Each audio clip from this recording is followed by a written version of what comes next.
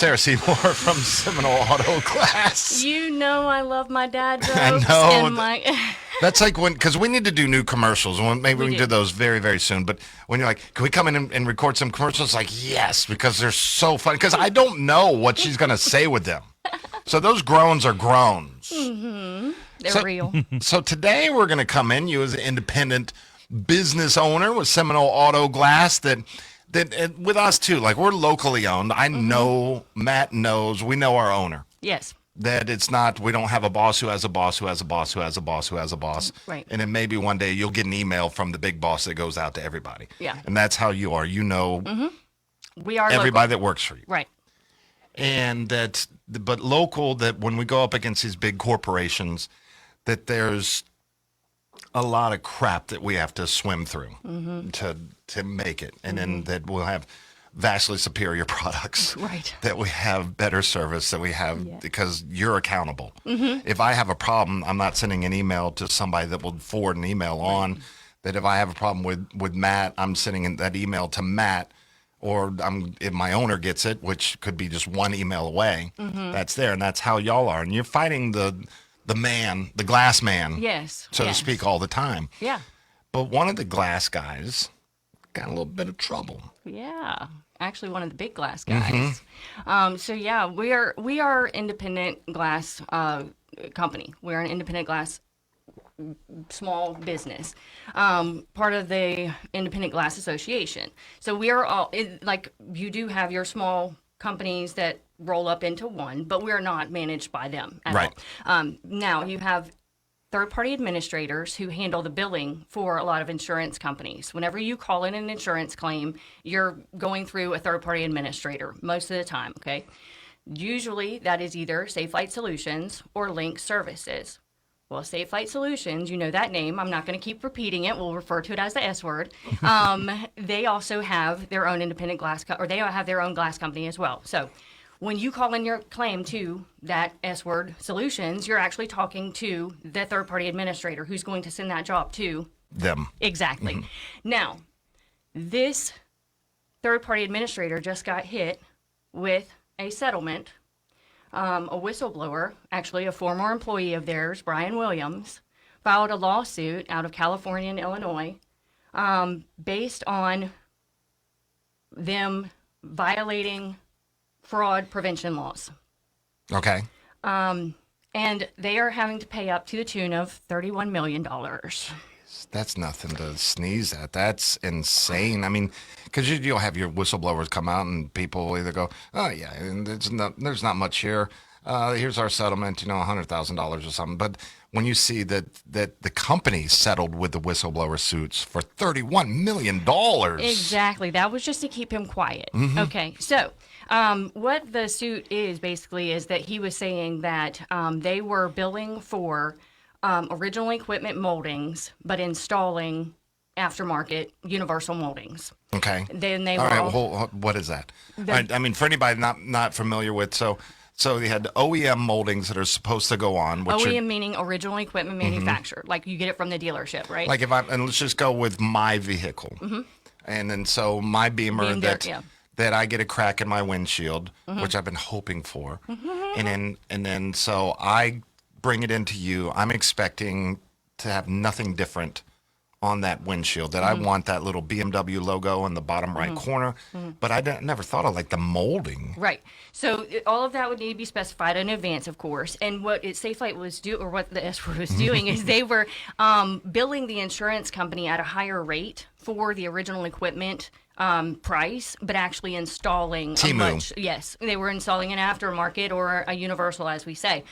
So it's the billing that they were doing wrong. They were fraudulently billing, and then they were also charging for the COVID-19 cleanup disposal fees and things like that they weren't actually doing. These things were programmed into their billing system, and the technicians actually couldn't even change it. They would go out to a job, and it would already be like pre-programmed in, right?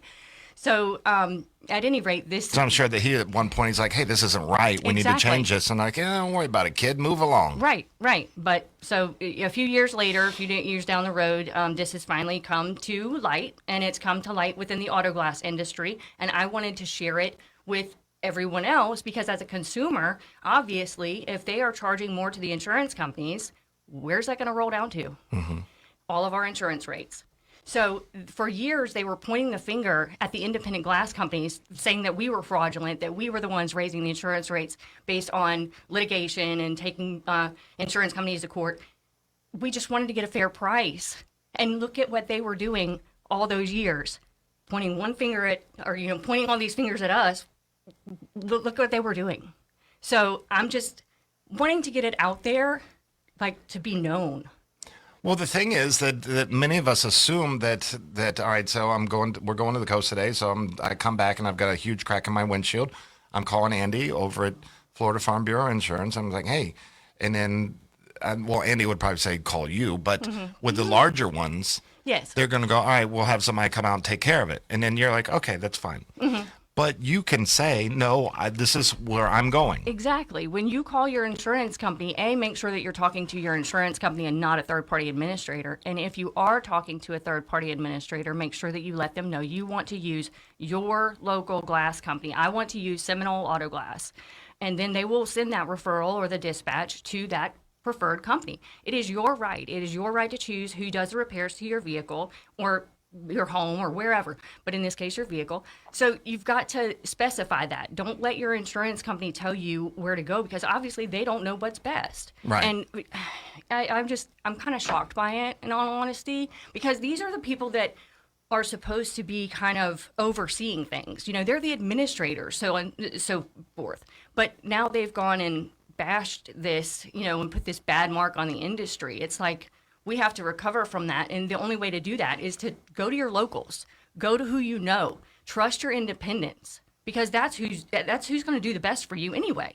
You're not going to talk to an 800 number. You're not going to talk to a call center. You're not going to send an email or any of that. You're going to get a person who's going to take care of you and your car. So that's what I wanted to talk about today. That and the recalibration competition. Yeah. So then thank you for getting into that, because things went well.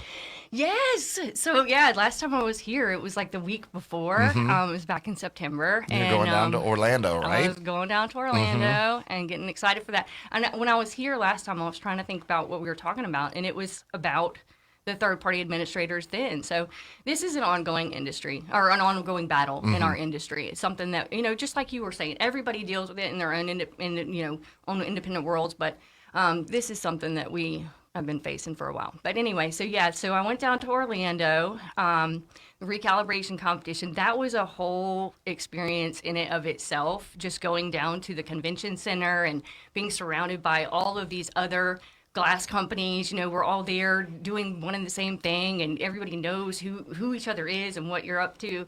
And it was just neat being in that environment. And Larry and Trace were with me, of course. Well, at least they tried to be. Epilepsy sucks, by the way. They weren't able to be there for the actual competition part of it. So explain to everybody what the competition part that you participated in was. So the recalibration competition, what recalibration is, whenever you have your windshield replaced, if your car has certain features, lane departure warning, lane keep assist, all of those safety, it's a camera on your windshield, and it'll keep you in the lane, or it'll stop you if you get too close to another car.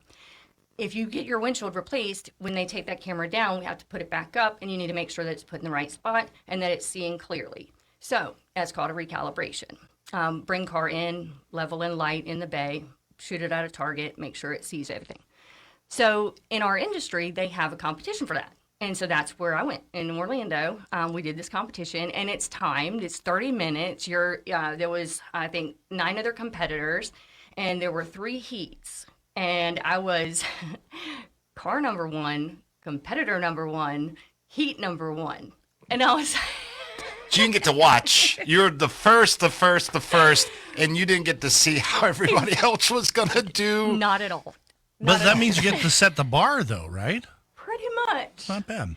Yes, that's kind of how I looked at it. And the thing is, there's different systems that you can use for recalibration, just like everything has different tools. And the tool that I was using, is called OptiAim, which is known to be a little bit more cumbersome. It can be more manual to do. The setup can be more time, take more time. And so I knew up against these other competitors that they were using a faster system. And I was like, okay, they can beat me on time. So let me just make sure that everything else is spot on. Let me go in with a little flair. Let me just have some fun with it, chat with the judges, and see how it goes. And so that's what I did. And I ended up finishing, I think, first out of my heat. And I looked around and I'm like, they're still going. And what had happened was their systems were communicating with each other.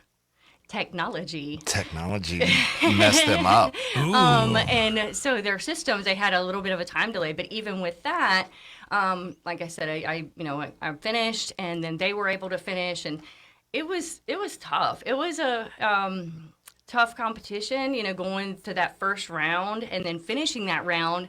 Once it was over, it was like this huge weight off my shoulders, and I could watch the other heats, which were later that day and then the next day. So it was nerve-wracking having to wait like 3 days to see who actually won. But don't tell us anything. We're going to go to a break. Okay. When we come back, we're going to call Seminole. That's Sarah Seymour from Seminole Auto Glass, and we're talking about how that there was a whistleblower with Safelite, and saying that Safelite, that they were not installing OEM equipment, but charging the insurance companies, charging people for the OEM equipment that they were putting in.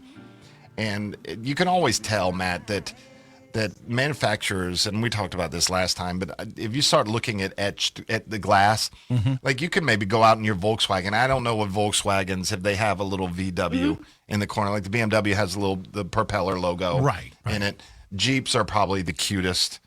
They have like a Jeep going over a mountain. Climbing up the, that each manufacturer, they add these little Easter eggs in on their glass. Right. And they're pretty cool. It's called a windshield bug. A windshield bug? I like it. But so you know that if you get your glass replaced and that's not there, that's not an OEM piece of glass. Got it. That's sitting there.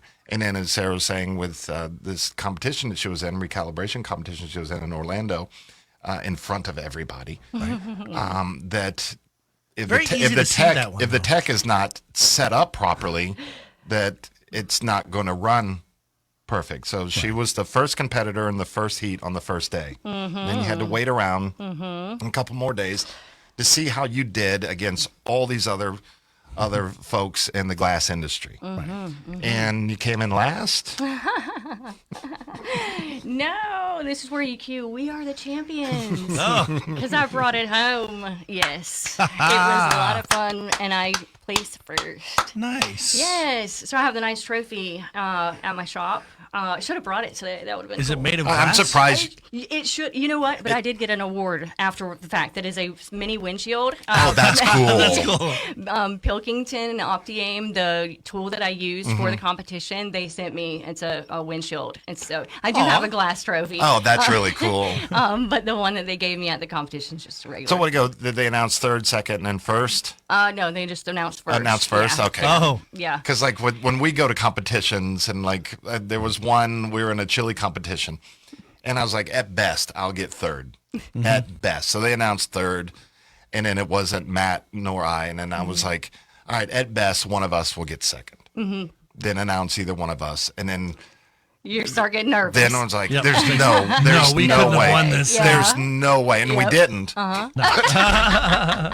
And he finished with one. I had to go get the results. How'd Matt do? He got one more vote than I did. That's But I'm awesome. glad they did it that way, because it could be. Yeah. And now in third place. That's cool. Yeah, but now they just boom. Yeah. Well, they were Yeah. very transparent in the winnings. Well, yeah. He's just doing all sorts of bad. That's, oh my gosh. It took me a second. I'm sorry, guys. That was a good one. How'd that feel? It was great. I had, like I said, it was a lot of fun. I met some great people that, thank goodness I did, because what I was saying about how epilepsy sucks, my son got it in the beginning of 2023, and we've been battling with it for the last 2 years. And so right before the competition, one of his meds was not working right, and he and Larry were not able to be there. Luckily, I had met Sarah and Trey and Amber from Glass Express out of South Carolina, North Carolina. Anyway, Amber got some great pictures, and she was able to actually, get some footage for me that I could share on social media and stuff like that. Otherwise, I wouldn't have had anything. But I just went in with like a script a little bit, but just knowing that it was another normal recalibration, like even though I've got a whole crowd of people watching me, it's just a car and it's just my job and I can just do it. And that's what I did. So it was a lot of fun. And then, but I didn't know if I had it. I didn't know if I had won because watching the other people, first of all, there was a guy from Brazil. Yeah, I think he was all the way from Brazil. He had a translator. Then there was another guy who has his own recalibration trailer, literally like pulls the cars into a trailer and recalibrates them and stuff. And you beat all of them. Yeah, I did. My God. That's so cool. I mean, I knew there was a lot of people in Brazil, South Carolina, coming from all over. Yeah. It was. That's what they're going to start calling you. You're now the expert in the world. Yes. World. And we have you in our backyard. Wow. Yes. Well, on the recalibration, I mean, all right. So say this is off. I don't even know how the measurements that you use, but say this is off a degree. Mm-hmm. That's going to cause us a lot of hassle with my system. Right. So basically, if we replace a windshield and the camera is not put in the proper place, or if the windshield is not curved properly, we've seen that before. Sometimes you get a windshield that the camera alignment doesn't drive with the windshield, and it's like creating a bubble. So we've had to replace a windshield twice because it's not seeing clearly. So there's different factors in it, and then like you said, the spacing and things like that. If I don't set my target up in the right spot, it won't calibrate. It'll fail each time. So I have to keep moving the target, and then sometimes it has to do with the lighting. So I might have to dim the light. There's different things that I have to do. Stuff that I have known nothing about, but you know everything about. Yep. And that's why if I have any issues with my windshield, I need to go to Seminole Auto Glass. Better call Seminole. That's right. What's your number? 850-539-GLASS, 850-539-4527. It's an old number, but you can Google us. We're on anywhere, everywhere. Just find us online. That'd be great. Thanks Give for us a coming clear in. perspective on that. Good. Yes, absolutely. Just spin it.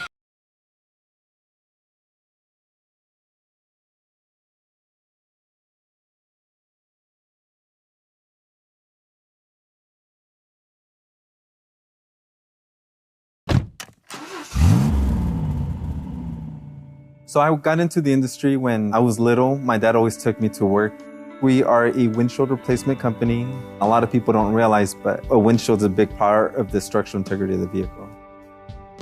There's a big problem that we have in our industry, which is the adhesive can separate from the pinch weld, or it could also separate from the glass. So I create a lot of safety videos on TikTok, YouTube, as well as making a lot of new posts on Pinterest. I really like making sure that all my customers are up to date with the knowledge that we possess. We want to make sure we share it with them. One of the things I love about Sika products is that they have so many different variations of chemicals that you can use to properly apply towards the body and the glass to make sure you have a proper installation. They back up everything. They have crash tests. They have safety videos. They have so much information that actually is there for consumers and as well as technicians like ourselves. We have always used Sika products, and now we're using the best product out there, which is Sika Ultimate. It is a 30-minute minimum driver wait time adhesive. The good thing about it, it's primerless to glass. You apply it onto the body or you apply it onto the glass, and you're able to install it right away. You just wait your 30 minutes for it to cure, and then you're able to release the vehicle to the customer. I stay strictly to the Sika products because I know it's been tested and certified. To anyone, to everyone, whether you're a small family business or a large corporation that's international, I would strongly recommend Sika Ultimate to them.